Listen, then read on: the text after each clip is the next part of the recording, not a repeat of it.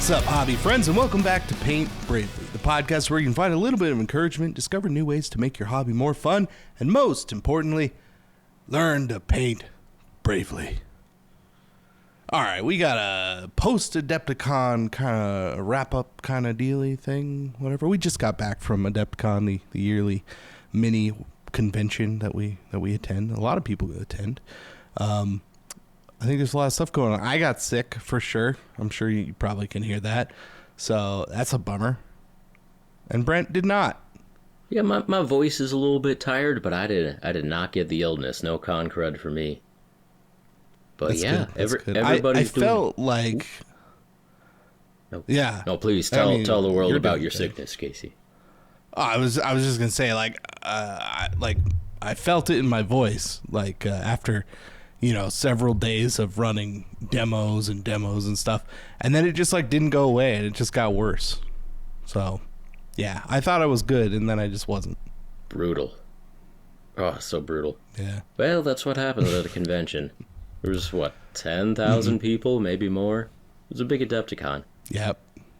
So it was, yeah. Yeah, everyone on the internet's doing their Adepticon wrap-up videos, and here we are also, because that's what we did this last week.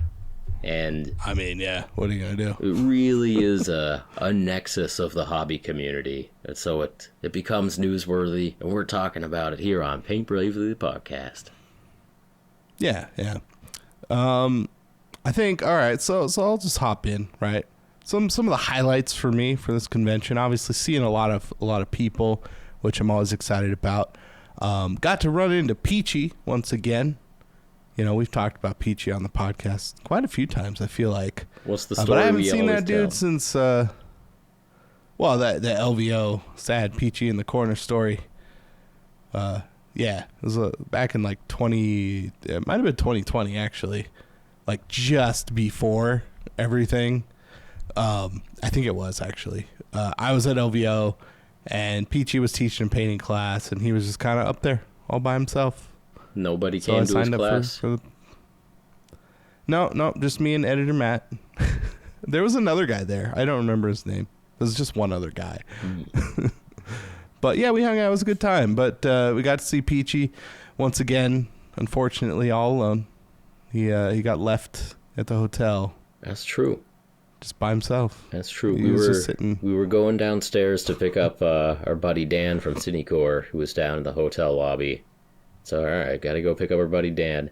We walk out of the elevators, and there's Peachy just sitting alone in the hotel lobby, just scrolling his phone because he's scrolling his phone and charging his phone because he knows he's gonna be down there alone for a while. Yeah, for a few more hours. Yeah.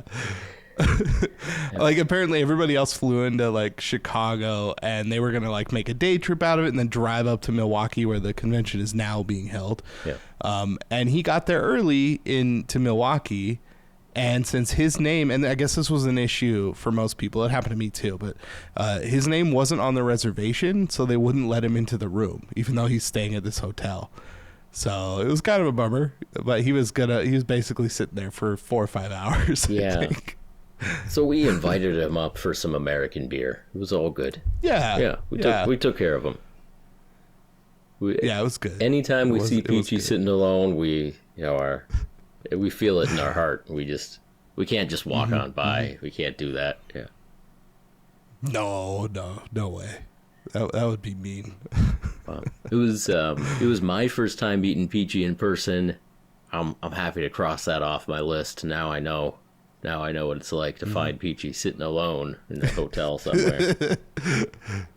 See, what a weird. And we hung out with him for long enough that his traveling buddies of Rob and Tom and Luis all showed up and hung out with them for a little bit too. Yeah. Yeah. So that was yeah. I mean, this is a nice way to start everything off, right?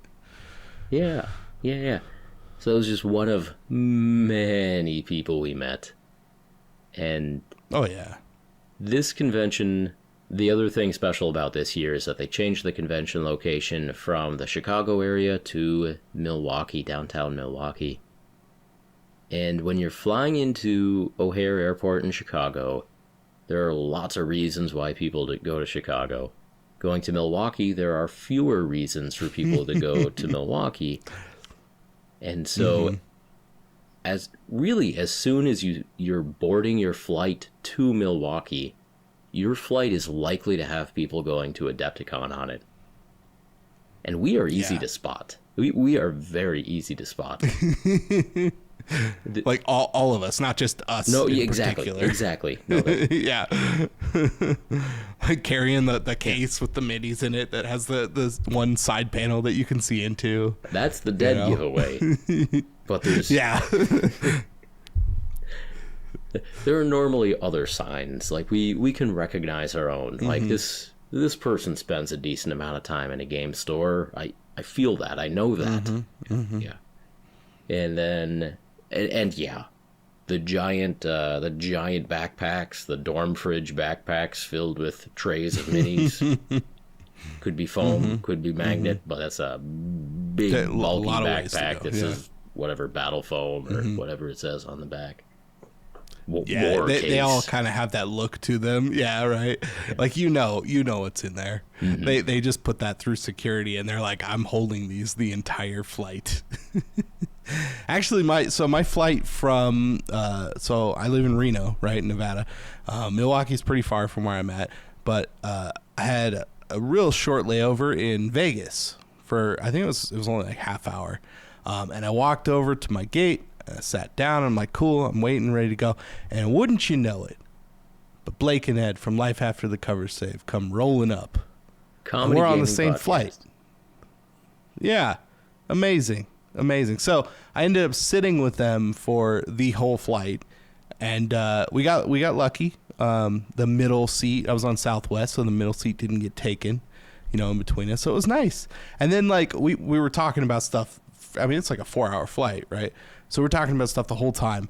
And then when we land, like a couple other people around us are like, oh man, like, yeah, I really like your channel. It's like everybody just we stood up, and it's like, oh, all of these people are going to the same place. Oh, yes. Like from Vegas to, it was like everyone's stopping in Vegas and then going to Milwaukee. You could tell all of a sudden it's like, oh, this whole plane is filled with people going to this convention. It was pretty crazy because, flying into Chicago, I didn't have that experience at all. Correct. Again, if there's that one, what is it? Table War macro box. No, they make Table War makes the macro mats, and they make the table mats. They make the magnetic case, the one we're talking about that has the clear panel that you can just see that they're walking around with trays of minis. So that is always the dead giveaway. But I was flying out of Boston this time, and there were the gamer folks around. Again, there was that confirmation of like that there's nothing else that piece of luggage could possibly be holding other than miniatures. Right.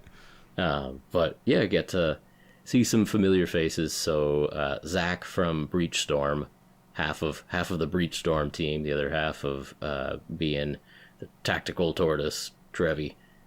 But Zach was on my plane, and then there was a Brandon and some Jays and a Cullen. Like, it was a big old good time there.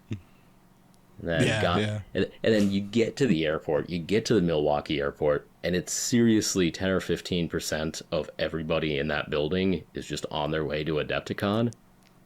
And so... Yeah, for sure. Boom. Tanner, the guy that gave me the Milliput shirt last year, the bootleg Milliput shirt down from the Hive Scum area. Boom. Right away. There was Adam and Elliot. There was Warren was there. The airport was a big old good time. I think that's where I saw Dan from Listening to Paint Dry. I think that might have been the only time I got to catch up with him at the whole convention was at the luggage. I didn't even see them. That's crazy. I don't know if Mike was there or not, but saw Dan. Whew, it was wildly busy. The only reason I'm starting to name drop, and we cannot name drop the entire convention, otherwise that's just going to be the entire video. It's going to be, that's exactly. It was just the whole episode, and then I saw this one, and then I saw this one, but yeah. But every night when I got back to the hotel and we tried to go to sleep, you got to sleep pretty easy, but my mind was just spinning for a good hour and a half trying to get to sleep every night, just trying to process all of the people we saw, all the things we did. Not that we did that much other than just talking to people. No, yeah, no, I was doing work. Okay. So I was tired. I was going to go to sleep. Like, we were in our booth the whole time, basically. We got to walk around and talk to people kind of before the hall opened up, and kind of after, in this kind of like, oh, we gotta tear everything down kind of period of time, but reset up for the next day.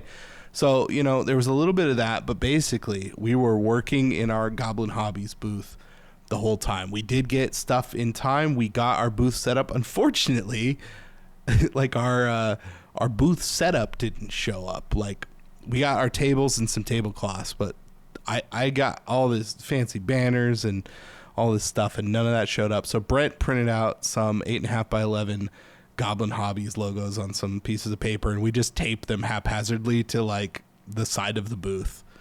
So people kept saying, "Oh, I couldn't find you guys. I didn't know where you were." Yeah. And yet we had a crowd the whole time. Some people found us eventually. I think that's actually mostly why.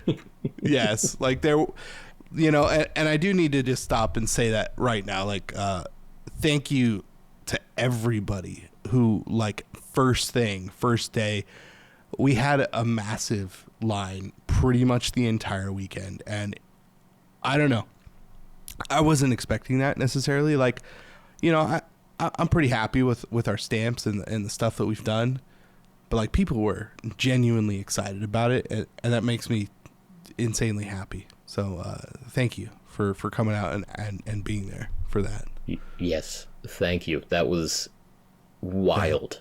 Wild. We got to show stamps to a lot of people, and Casey did the vast majority of the demo, so he was working hard the entire time. Now, I pay attention to these things. Casey did not take a bathroom break any of the 4 days for the entire time that the con was open. He was he was planted in his folding chair, showing people how to use stamping plates. And dude, I didn't have time to stop and eat food or go to the bathroom. Although, on that note, yes, I know that I had mentioned that Brent likes to only have peanuts, and I want to say thank you to everybody who brought us food at the booth. That was actually amazing, and that absolutely made our days go so much better. Because we didn't have anything back there, and we were blown away by the number of people who brought us snacks.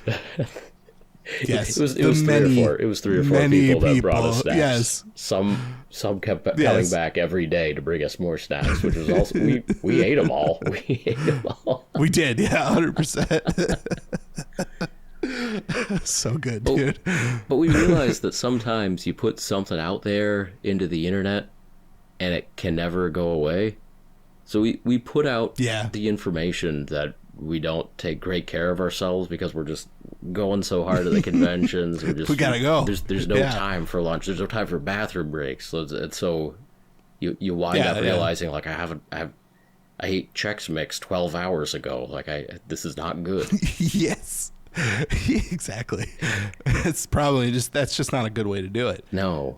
No. But this time, no, we had ample supply. This time people were tracking us down to hand us protein shakes. Yeah.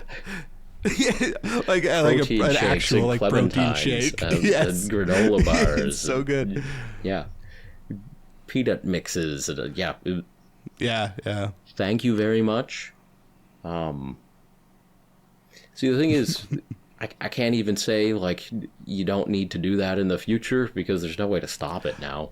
It's done. It's out there. Yeah. It's done. So all we can say is thank you. And in general, the food situation was much better this year.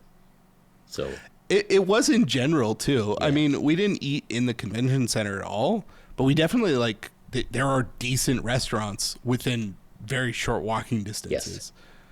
Yes. That's a big change. Yes. Yeah.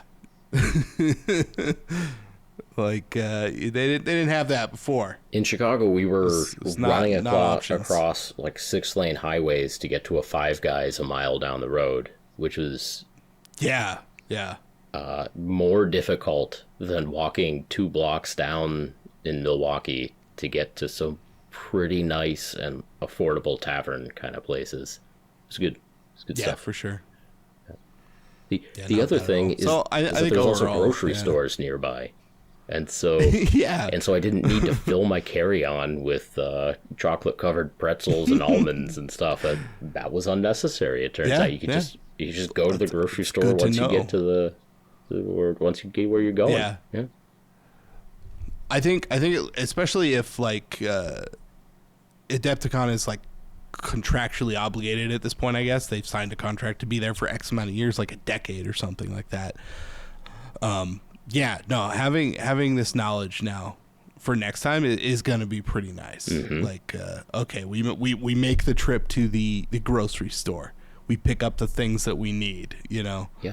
Like, that makes things a lot easier for a convention. We're in Wisconsin, so you can get New Glarus beer and feel like you're on the set of Red Letter Media, or maybe on a Best of the Worst, that sort of thing. Just drinking Spotted Cow like Mike on Best of the Worst. Yeah. I had a lot of that, dude. You did. I had a lot of that beer. It was pretty good. It was nice to be back in Wisconsin with the cheese curds, some of the beers that are familiar. One of the food stands that was in the Baird Center, the convention hall, was Ian's Pizza, which is the semi-local pizza chain of like the, drunk late night pizza in the college town of Madison and presumably also Milwaukee. And so it was fun for me. Like, oh, back in Wisconsin, I got the Spotted Cow and Ian's Pizza. And got to remember the time I had a bicycle stolen from outside of Ian's Pizza while I was in Ian's Pizza at 1 a.m. one time. And me and my buddy back in school we're out on the town. We needed some pizza. I dropped my bike off there. My buddy Thomas says, "Aren't you gonna lock up your bike, Brent?" And I said, "No, it'll be fine, Thomas." And then 5 minutes later, I come back and my bike's gone. So it's gone. Yeah. It's good to have some Ian's Pizza again. Yeah. Yeah, that's good. Yeah, it wasn't bad. It wasn't bad at all. Not bad. Oh, man. Like, the cops found that bike years later. 7 years later, the cops found that bike. 7 years later? Yeah, it was in pretty good shape, Was it all actually. mangled? Did you get it back? Yeah. You just surprisingly hop back on, shape. You're like, yep. It still works. It's great. Feeling good. Yeah, you win some, you lose some. That's life. Yeah, I mean, you got it back. That's pretty amazing. Mm-hmm. Nice. Oh man, did you buy anything at all? The whole convention. He's leaning over. He's getting models out off the floor. Oh yeah, I forgot. I legitimately forgot. Holy crap! All right, we got a Scaevntide watch. That's what we're doing now. So in the past, we've had Dominion watch. We've been keeping track of these things. I took an awesome picture of Brent standing in front of about 10,000 boxes of Scaevntide, the last Age of Sigmar launch box. To be fair, fantastic box. One of the best that they've done, honestly. Yeah. But we definitely think that the value is about to tank pretty bad on that because people were just giving them away. Now, we got a little overzealous first day we were there. Somebody was walking out, and he was just out on the sidewalk, and he's like, what am I going to do with this Scaevntide box? I'm going to have to sell this to somebody. And I was like, how much do you want for it? Immediately. Like, what do you think? Can't help yourself, yeah. No. I offered the dude okay. There were thousands of other people you could have bargained with, but you picked the first one. I know. Like, ooh, we got a guy who doesn't want to carry the Scaevntide box around with him. Let's make a deal. Exactly. And we did, to be fair. Okay, I had like $60 in cash in my pocket, and I was like, dude, I will give you like $40 right now. He didn't want to go for it, and he wanted to do, I think he wanted like 100 something for it, and then like Brent came over with an extra like $40, and we're like, we'll give you $80. Mm-hmm. And the dude parted with it for $80, which is awesome. Okay.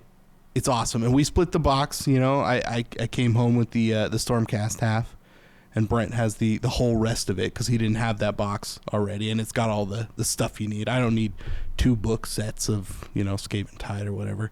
So awesome deal either way. But like, people were trying to get rid of those the whole time, and we could have done better. So, you know, my carry-on was very filled with mostly just a Scaevntide box. I was able to cram, like, you know, some of my socks into the room left by the Stormcast that you removed from the box, but that makes sense. Yeah. But we could have gotten like 3 Scaevntide boxes for the price that they're going on eBay right now. So I want to say the MSRP is like $240 or $260, something, I don't know, something like that. It's like $249. Yeah. Okay. That's how much they are. I think I got mine for maybe like $212. I want to say I paid for it. I'm checking eBay right because, now. You know, that you get that $200 that free percentage. delivery on eBay. Yeah. At the moment, which that makes sense. Sounds about right. There was a brief moment in time where I saw him dip just a little bit below 190, but 200 seems about right. Except a lot of folks at Adepticon got them in their very important gamer bags, which are no longer bags because it's just a giant box plus a bag. Too much stuff. Like several giant boxes plus a bag of the smaller things. Yeah. There was a lot of stuff, and I learned something this year. I'm not sure if you knew this, Brent, but I definitely found this out.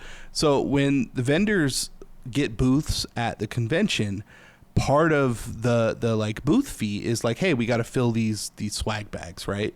So like, we're asking for, you know, a relative value and stuff that you want to put into this so that we can divvy it up between X amount of the, you know, advanced ticket things or whatever they're called, you know, the very important gamer bags, right?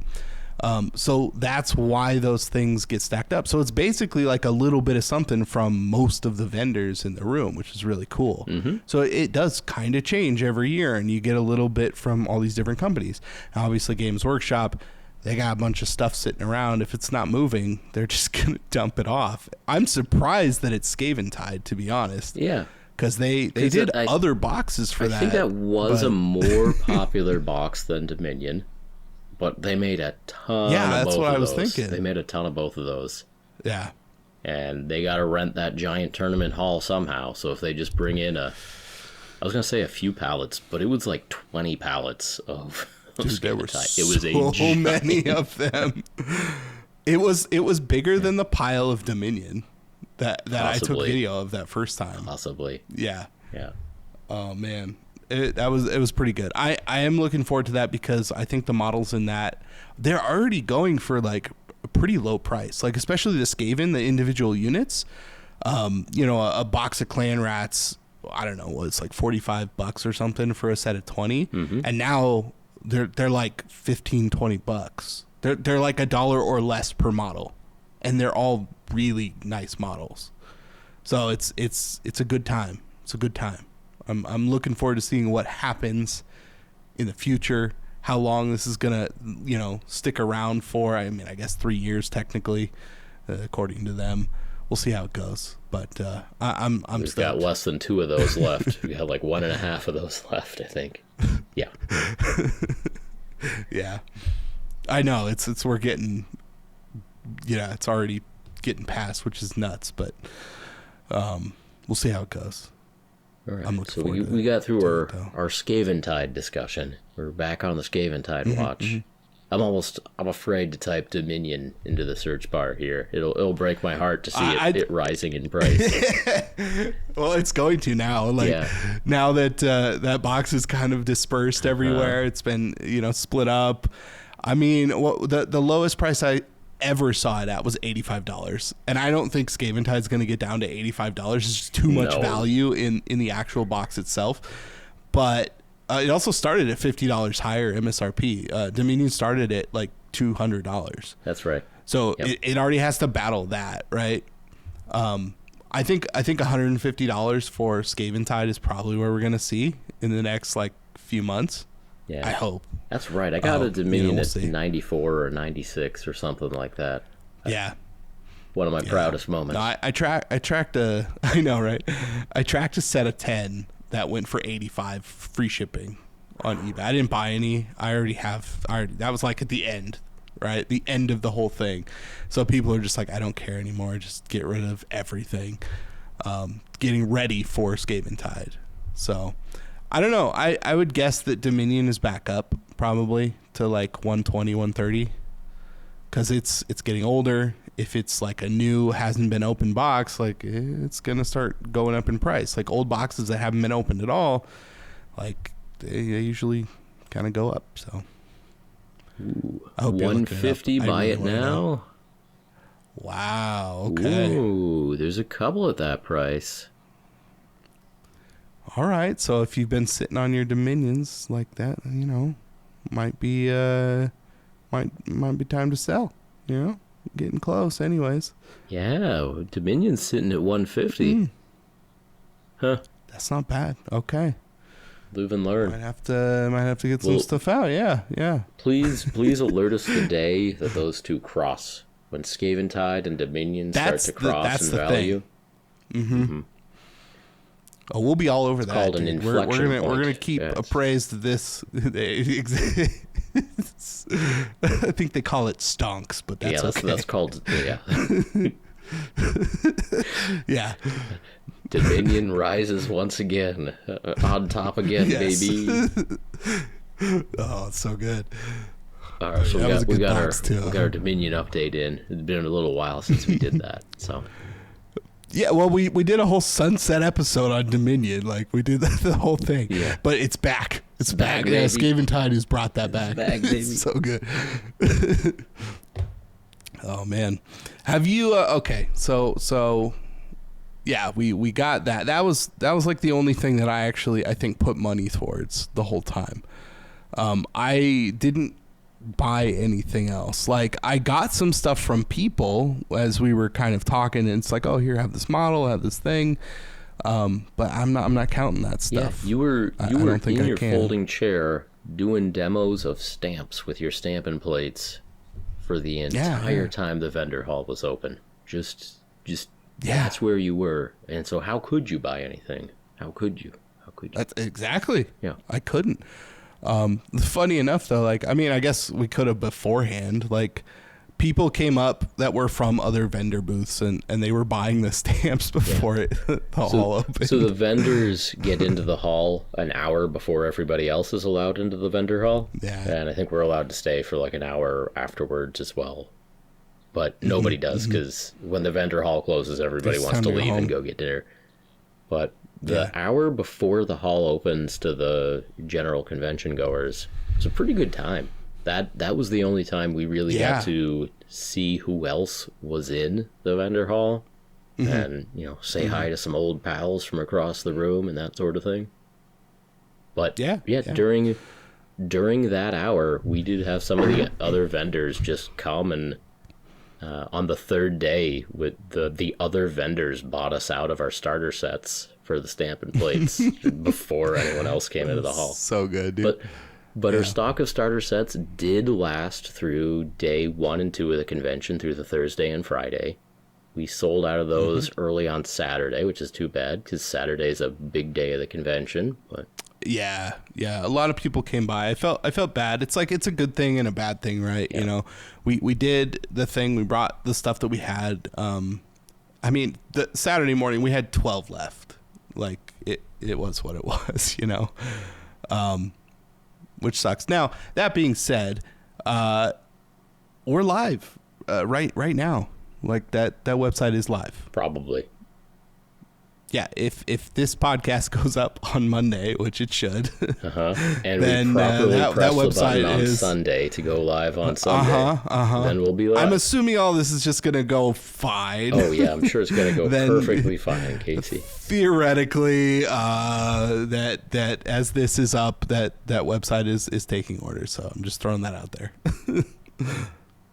Yeah, it's been a wild ride, but this is the episode where we can say that Goblin Hobbies is well and truly live with stamping plates on goblinhobbies.com, and thank you for letting us ramble to you about a mysterious project that we have in the works that we can't tell you about, and then rambling about a project that's not as mysterious anymore, but we can't sell you that.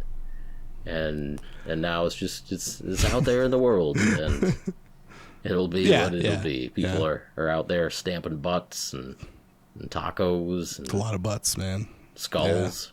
Yeah. Stamps for a lot of just those things, yeah. Mostly those things. You can do a lot with mostly those butts things. And skulls and tacos. You can do a lot with that. That's fair. Do some work. That's fair. Whole army, just that. Yeah, makes perfect sense. Taco Marines. Why not? Yeah. That's a convincing case right there. Yeah.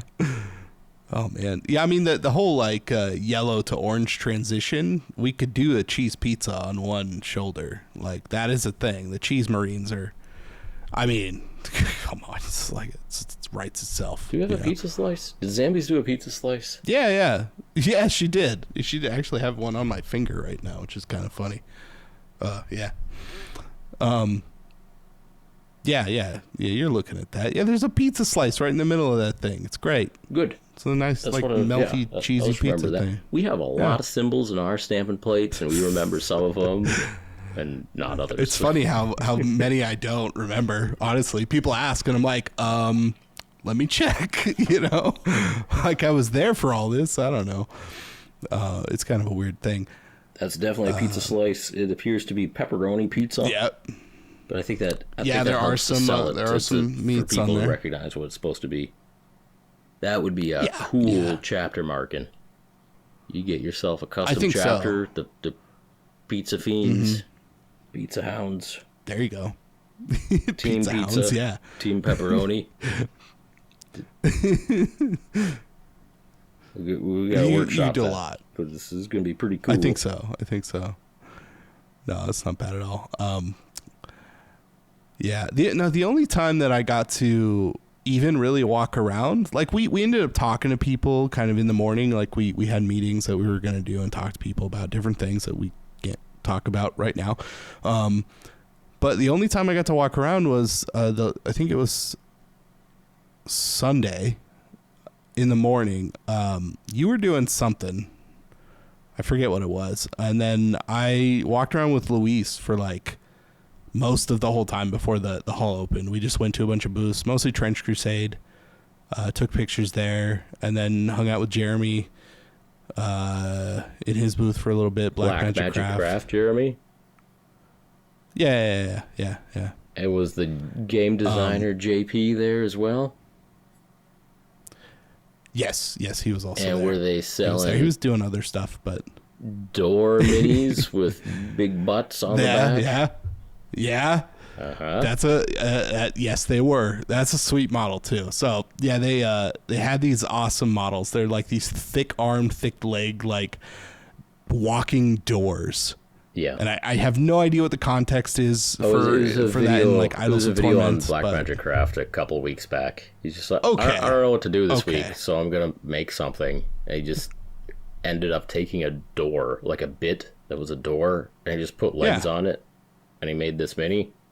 And then, like, cast a bunch of them or, like, 3D scanned it or something? I think a fan sculpted it. I think a fan, like, sculpted it as an STL. And then, Jeremy printed some to either sell or give to people, unload on people, burden people with at the absolutely convention. It is a strange burden of things. So I did get one of those though, and I did print a butt on its butt. I stamped a butt on its butt. I stamped heart and then a butt on the backside. Yeah. You did like the door thing too. You got a few on there. Yeah, so in the front of the door here, I used my stamps, an eye at the top where a door might have a big evil eye. I like that. That one makes sense. And then like a succulent mouth, like a vampire mouth, like a sexy vampire mouth on the next with some panel. fangs and such. And on the bottom panel, I have a mushroom, kind of in between his legs there. I see where you're going with this. And then definitely see where you're going with this. On the back panel is the heart, and then the butt symbol. The butt symbol is on the Zambies plate, of course. And I think it goes... it even kind of looks like the butt of this big, muscular door. It does. Yeah. It really does, yeah. That's why we call it the door butt mini, is because, it's a door, it's got arms and legs. But really, the feature that you notice is that it's also really got a butt. Like it's got muscular legs. Huge. To really propel it into the next room of the dungeon or something. I don't know. Something, and it's a walking door. I don't know. Yeah, so we're we're about a week out from the end of the convention right now, and this is the only window in time that some of these stupid minis that I get at the convention even have a remote chance of getting painted. That's there fair. are some things that you get at these conventions that if you do not deal with them immediately, they will enter the pile and they will live in the pile. There's some things you just gotta knock them out fast. I have like a 3D printed Jawa stripper from like 3-4 years ago that I have not painted. So that's I know from what you Monster mean. Den Minis. Like, it's there. I painted you that painted one. it. Yeah. You use that time wisely. I do not. I put them that is elsewhere. A perfect example. A 3D print of a Jawa working at a strip club. A Jawa from Star Wars working at a Star Wars strip club. Yeah. It's as weird as you think it is. Yeah. It's exactly what you think it is. It's a little upside down stormtrooper helmet that credits have been thrown in as tips. Yep. And that's the sort of thing. If you get back from the convention and you don't deal with that, then it's never getting painted. Then that's just going into the pile because you're never going to be like, it really hit the spot. Exactly. I know what I need to do. Like I'm not going out of my way to pull that out. The funny thing is, he also gave me a sticker. Yeah, I think you got one too. Like with that model, and I have that sticker. I can see it right now.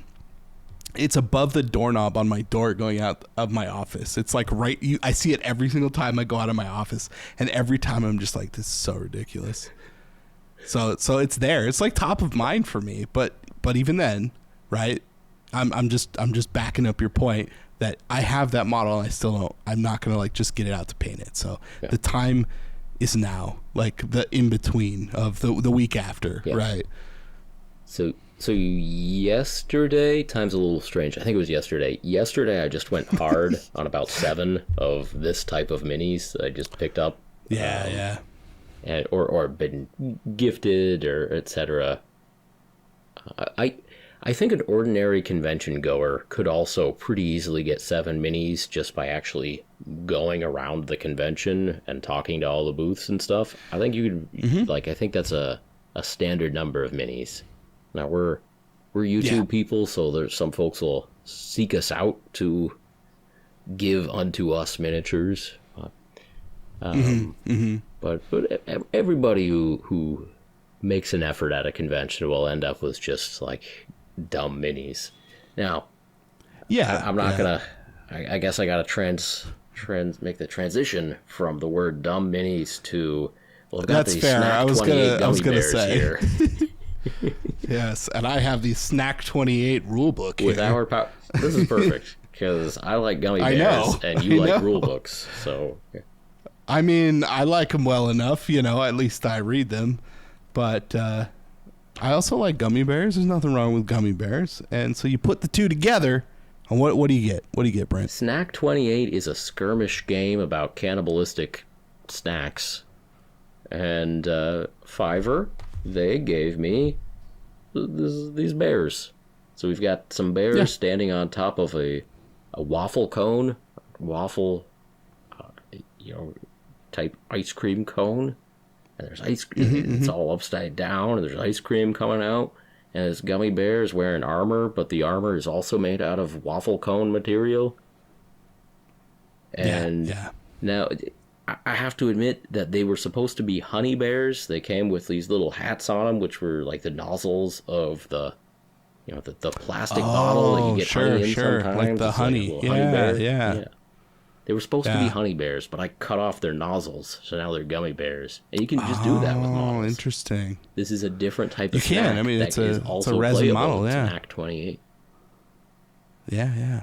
Well, yeah, the whole thing is like you can build your own like snack monsters, and then they like eat each other and stuff. It is a model agnostic snack monster skirmish game, and so you can use whatever you want. But Fiverr is really cool, and they hooked me up with this model right here, and if this went into the pile, it might have stayed there for a while. So I couldn't let that happen. It's funny. That's the one model that I'm kind of like, I should probably paint this. Yeah, like, it's a good one. I have this book, and this seems like a good thing to do. I like the idea behind this game,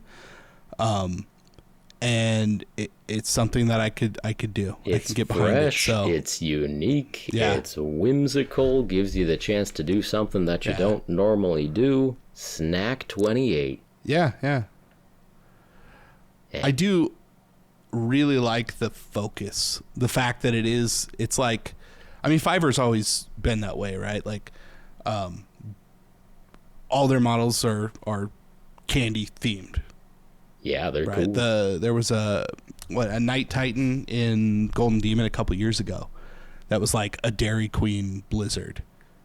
Right, and everybody was talking about it. They got Fiverr's always been on the same. Yeah.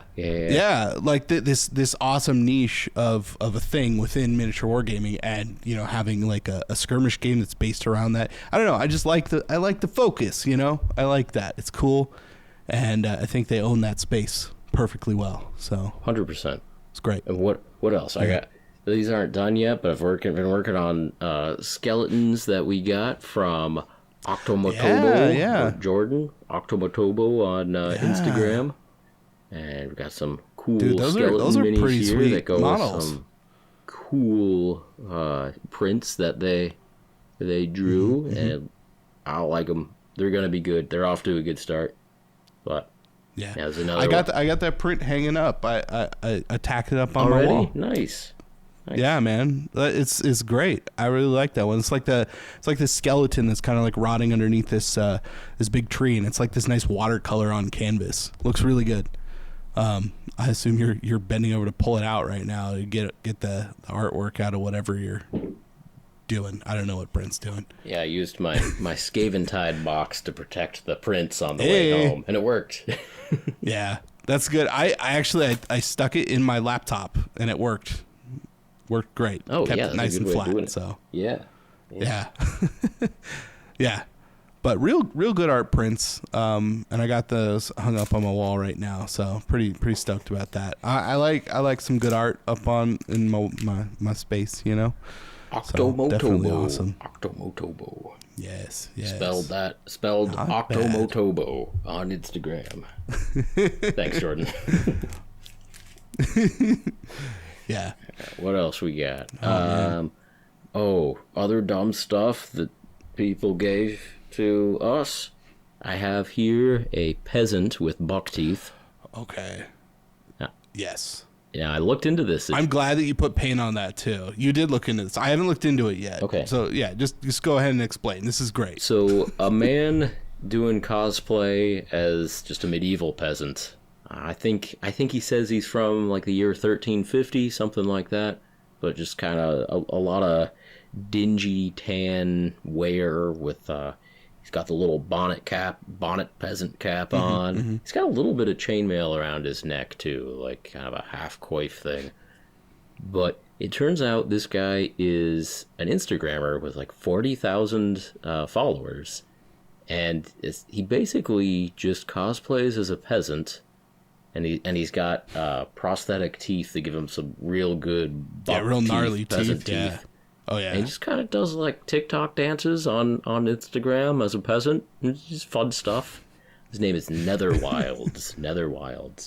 But he came up and introduced himself, and he hooked us up with, he actually had a metal mini, and it's really cute. It is the most buck-toothed miniature that I've ever seen. Yeah, and like it very just, prominent, like you could paint each one. He's a delightful little bugger, Yeah,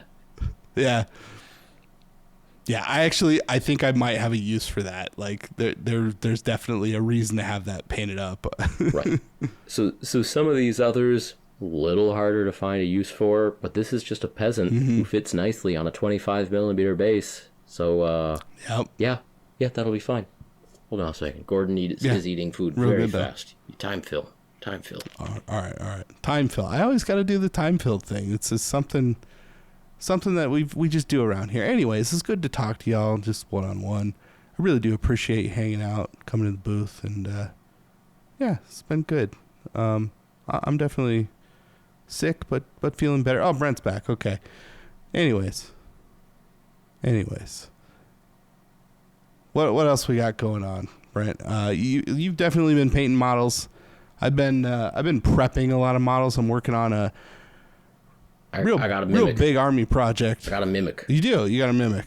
Oh, now, I gotta admit, I forgot who gave this to me. It was somebody from a podcast, and I have their card around here somewhere, but I could figure out who this was. Because I gotta listen to that podcast. So this is not a very good plug, but hey, if you gave me 4 Mimics on a base with all their tongues sticking out and stuff, well, thank you. Mm-hmm. Well, I'm gonna figure out who you are and listen to that dang podcast. I tell you what. Tell you what, man. Well, I'm not done yet here, not Casey. bad. I know you're trying to move on. You got more. I'm not even trying. I thought you were legitimately done. Oh, you thought I was out with stupid models that I got from the convention? I mean, I saw the pictures you posted. Like, I actually know how many you have. Like, I don't know. Well, I found another one that I forgot to put on a base and prime up for that because I was just going through all my business cards and I found another one here. But I have the bathrobe guy miniature. Oh yeah. Yes. I forgot. You get it. Yeah, you know what I'm talking about. Yeah, I got that model. I got it. I have no idea what I'm going to do with it. I want to paint it. It's good though. So the booth we were at was kind of a collaborative booth. It was Trenchworks had sort of organized things. David Trenchworks had organized things, and Gideon and Ansley were in the background of the cash register and all that. And we were there representing Goblin Hobbies. Victoria Lamb of Victoria Miniatures was also in the booth. On the other side of a divide, there was Res Nova with Warzone Eternal. There was Forrest, who was running the Knuckle Duster Miniatures booth. And so it was a big collaborative booth. And also just in the booth was a man named Clint, who was wearing a bathrobe and purity seals and just like an Australian kind of camo hat. And he was doing that cosplay for most of the time. Clint seemed like a nice man. I didn't really understand what he was doing, so I asked him, "Hey, Clint, what are you doing?" He's like, "Oh, I'm helping out Victoria." I didn't see him do anything except stand around in a bathrobe. Now he's pointing out those the Australian, we were busy. Maybe we just weren't paying attention when Clint was helping out Victoria. But there was just a man in a bathrobe sitting behind us for the vast majority of the convention. Yeah, and on day 4, I was very aware that he was like right behind us that whole time. So yeah. Yeah, on day 4, he rolls around and he pulls out the ultimate surprise, and he hands us this mini, which is a mini of himself wearing a bathrobe with purity seals and a little Australian hat. And looks just like him. The miniature is called Robe Guy 2025, and it's a nice quality 3D print from Trenchworks. And I forgot to get this primed at the same time I got all my other dumb minis primed, and you're going to have to do something with that one. This Robe Guy, severe danger of not ever getting painted. And so... Oh, yeah. We'll check back in next time on Paint Brave the podcast to see how 100%. Robe Guy update next time. Robe Guy update. Yeah. Oh man, dude, you know what? I forgot after the fact, but I actually did go to purchase a model. Mm-hmm. And I didn't end up getting it because something else came up right when I was about to do it. So Trenchworks was doing the 1490 Doom like convention exclusive model, and there were only a couple left, and I grabbed one, and I was telling Ansley, who was running the cash register in all of our booths, like, I'm going to buy this. And we were about to do the thing where I give her the card and we go through it, and then something came up and we ended up having to go somewhere else. And I never got that model. I never paid for it. I never got it. But I need to do something about that. I might have to actually just email them, because I actually really wanted to get that model. It was pretty sweet. You know where Trenchworks is. You can go there. I do. I can drive there. And start making I will demands. hunt them down. I could. Drive I through will the salt show up. flats, get there. Yeah. I can go very fast in that area.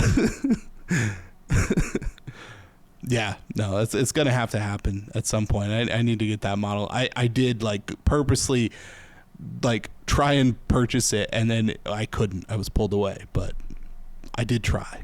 Mm-hmm. Yeah. Now we mailed some stuff to ourselves, and so I have here, I think 10 or 12 sample paints from Bear Cavalry. So I've got to give those a try. But what I do know is I got a Bear Cavalry t-shirt that looks nice, because it's just a sweet graphic t-shirt, tee man. with a big old like polar bear in sweet space armor. That's not bad at all. It goes pretty hard. It's hard to get good quality shirts like that. That's tough. That's tough to get. Yeah. So they're doing some work over there. Yeah.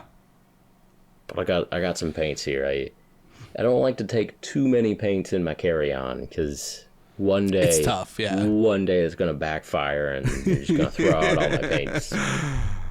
I feel like you've definitely had the worst luck of that so far. Not that you've had anything taken, but definitely people looking at you twice, being like, "What are you doing?" Yeah, I got pulled aside for trying to take a big metal mold through security with the metal still in the mold. I got pulled aside for my slide collection of metallic paints on glass slides.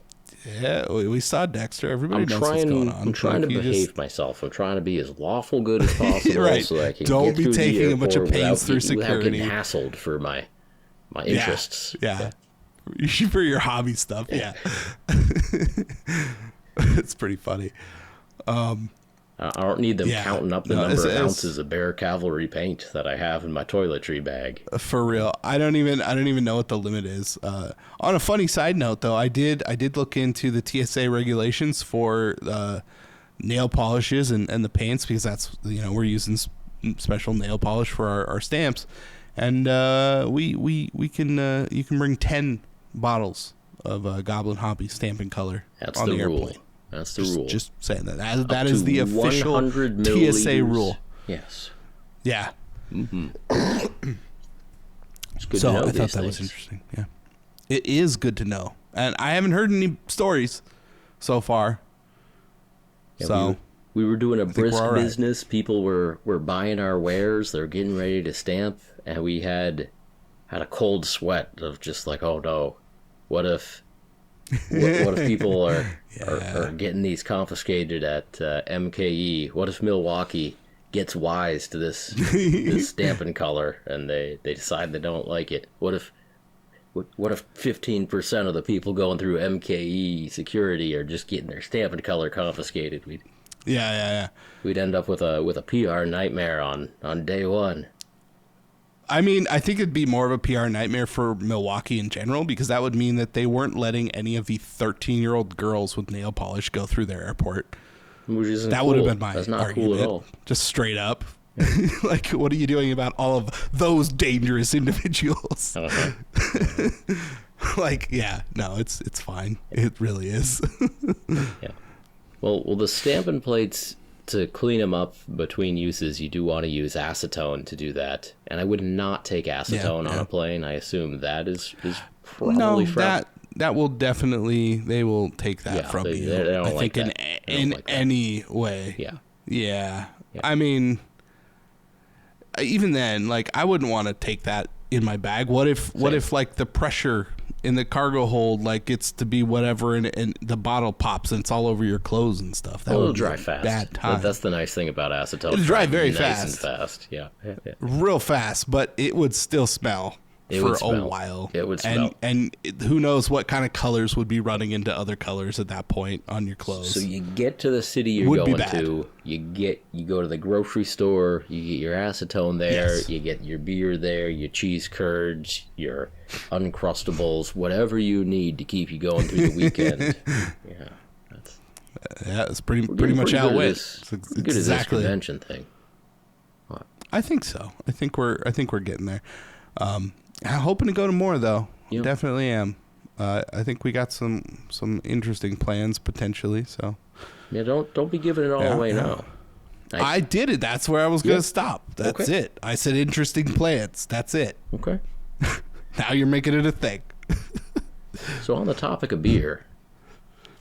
Yes. The Baird Center. Good switch. The Baird Center was pretty good with security. You know, they were like, you actually had to go through a metal detector and stuff on the way into the Baird Center for security. Is that what that was? Those were metal detectors? Some of they were them like sticks on either side. They're like, you need to walk through here. Yeah. They had some sort of security at every entrance for the convention center, which is not necessarily a bad thing. But if you're clever, you can get some beer in there pretty easily. And very, very easily, in fact. It's really... Yeah. But they frown on you just drinking outside beers in the convention center. Frown hard. Sometimes in life, you meet somebody who really loves their job or really takes their job seriously, really dedicated to it. Mm-hmm.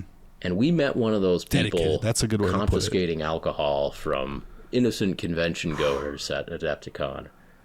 Yeah. We're just hanging out in the Hive Scum area, which, by the way, was much better at this convention center. Findable and like in an open room, in an open space. So this is the corner of the convention where there's a lot of black denim, there's a lot of Mordheim, there's a lot of Snack 28. That's what's going. This is just where you find Trent. If you haven't seen Trent from this cast in a while, you go down to the Hive Scum area. Yeah. And it was much better in this convention center. These are passionate hobbyists, and they deserve to have a good amount of room for their passion, and they got it this time. Anyway, we were down there hanging out with some folks, and this lady, this employee of the Baird Center, comes by, and she is on fire. Dude, she is booking like, it, give me that, like give power me that, walking her way down the hallway. Give me that. If I catch you in here again with that Coors Banquet, you're gonna be in deep trouble. Give me that. And we were drinking Miller. I just wanted to say that we were in Milwaukee. We were drinking Miller. Yeah. Okay. Just throwing it out there. Just trying to, none of that Coors, So we finished what we needed to finish. We finished our root beers nice and quick there, and gave her a bunch of empties. She did manage to get one full one, and maybe like a freshly opened one, basically. I think she got an unopened one. I think there was there was one fresh one just left in the 12-pack. But that's a bummer. Yeah, I mean, it was a lot. It was a good amount of people sharing a 12-pack. Yeah. Like, we basically all got one, and then she just came. She just came for it. Rarely do you see someone that good at her job, that dedicated. Yeah. The fire driving this woman. I think it's funny because, like, if you were anybody else and you were staring down the end of that hallway and you're looking at the type of people that are at the end of this hallway, right? Typically, right? Like the stereotypes piles of that you'd be thinking of. Yeah, it's exactly. Everybody's got all this like models out here, but it's the denim clad kind of a lot of seedy underbelly of the miniatures where a lot of patches. So it's just like I have a feeling that she was looking down this like psyching herself up to be like I gotta bust these people. Oh, you think that's what it was? Okay. And because I saw her, I was sitting looking at the other end of the hall, and you were kind of on the other side looking towards me, right? And we were sitting in like this big circle, and I looked over and I saw her, and she really was like power walking hard to go down. It's a long hallway. It is. Right? It is. But okay. So she was there for coming. a while. Okay. Yes, and I'm just like, this is weird. Like, why is she coming down here like that? This is a weird thing that I'm sure something is about to happen, and I didn't know what it was. I didn't think that it was going to be that, but yeah, I don't know. I think that she was just trying to like get in there, do the thing, because maybe she was a little bit intimidated by the basically people who were the opposite of that in every way. Which My is super backstory is that she'd been doing the exact same thing for the past 3 hours in other corners of the convention hall. Like that's my backstory of this woman. But we nicknamed her. So we were at the Baird Center, and we're like, this woman cares so much about whether outside alcohol is being consumed at the Baird Center. Like this, she must be part of the family. This must be like Leslie Baird. I think Tim came up with that joke. But Leslie Baird here, just looking out for the family interest. Right, exactly. She's got a job to do. She's making sure that the center's being taken care of properly. She's confiscating all the light beers from everyone. Making sure to drive up the sale of expensive beers inside the Baird Center. Get that Baird family fortune back to where it needs to be. Exactly. Got to pay for those renovations somehow. It was a nice building. Yeah. Nice building. Yeah. It was. No, it was very funny because everybody was like, what are you doing? And she's just like mad about it. I mean, you could have her beer, but that's not very cool of you. Yeah. Right. Like everybody's just dead calm about the whole thing. And she's just like cool. taking cans and throwing stuff in. Yeah, and we're just still talking. Cool everybody is like, here. Like she's not even there. It was good. It was very good. It's like it's one of those moments where everyone like collectively decided, oh, we're gonna handle this a certain way, and it'll be fine and funnier that way. Yeah, and it was good. Man, it's been a long time since I got a good talking to like that, but I'll tell you what. Right. In fact, I don't know that I could say that I've ever. Yeah. I remember my first beer. Give me that bubble gum. Yeah. Like you're in class. You're like, but I didn't know. I didn't know. Yeah. Yeah, that's kind of how it felt, honestly. So it's fair warning. Okay. If you're going to Adepticon, be a little more stealthy with your. Right. They do make things, covers for those things. Although somebody then, not 10 minutes later, was like, if you just buy the same beer that they sell here, they won't take it from you. Like that is a fair point. That's a fair point. They won't because they won't know. It's a lot to think about.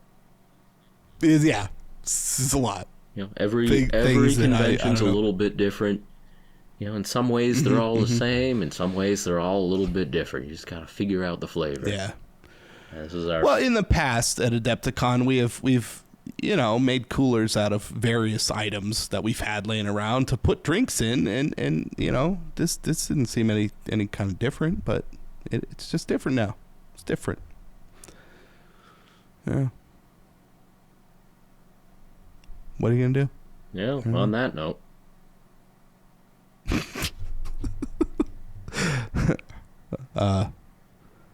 Hang on. I gotta scroll. I'm scrolling. Okay. I gotta find checking it. your notes here.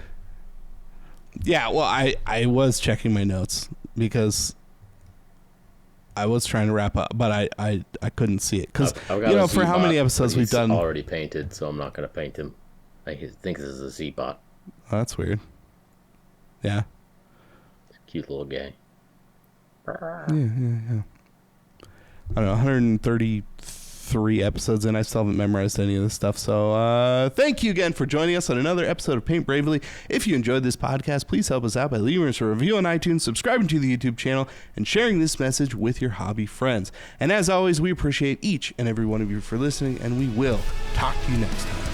Talk to you next time.